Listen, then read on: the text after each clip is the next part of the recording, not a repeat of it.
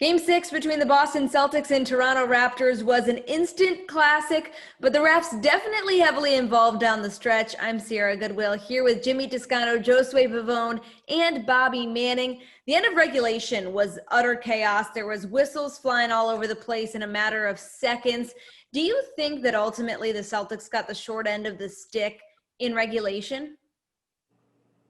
I don't like them giving the timeout to OG, and it's such a little thing that he doesn't fully have the ball yet, but they give it to him anyway. And then obviously it's almost a jump ball situation there. Like the little things like that happened during this game. They could have gone either way, like Gasol shoving Smart down the end of the game. You're not going to call that.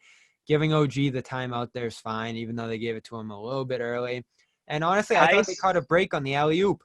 The Tice one, I don't like replay, but that's another story. But the alley-oop before regulation ended, I thought they were going to give shots there. I would have been through the roof if they did that, but they didn't. But that wasn't even a foul. No, it was a foul. They went up and smashed, and it's on the defender there. They were both playing the ball. I mean, they're glad to get a foul there because what was there, like 0.7 left after that? The game would have been over. One free throw. What about the Kemba missed layup? That's the one that drove me crazy. Murdered. Yeah. Murdered going to the hoop. Not a whistle, nothing. I didn't like the Tice taking back of the foul and then making it a jump ball. Listen, I'm not going to sit here and complain about the refs for 10 minutes, but I will say if you're a Celtics fan, you are probably feeling like the NBA really, really, really wanted a Game 7. So yeah. I think the 50-50 calls may have went the Raptors' way. Well, let's talk about this one play where Jason Tatum seemed to throw the ball into oblivion. But when you look at the replay, Nick Nurse is positioned right at the baseline in the corner, and it does seem like Tatum thought Nick Nurse was Daniel Tice. No, Interesting that coaches are allowed to stand there if they are allowed to stand there. How unfortunate would you say that whole debacle was?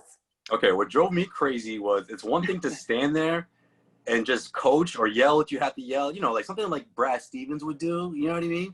But to hunch over and look like an exhausted shooter in the corner, I mean, that could trick anyone from the corner of their eye. And I give credit to Jason Tatum for not saying, yeah, it's his fault, because that would have been a little bit much.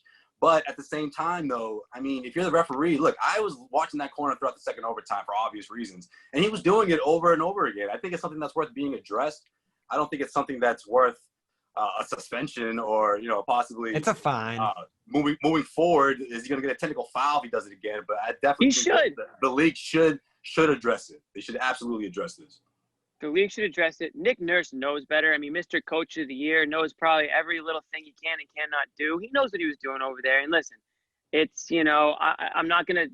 I'm still, obviously it's Jason Tatum's fault for not realizing where his teammates are in the situation and all that. But Nick Nurse knows what he's doing.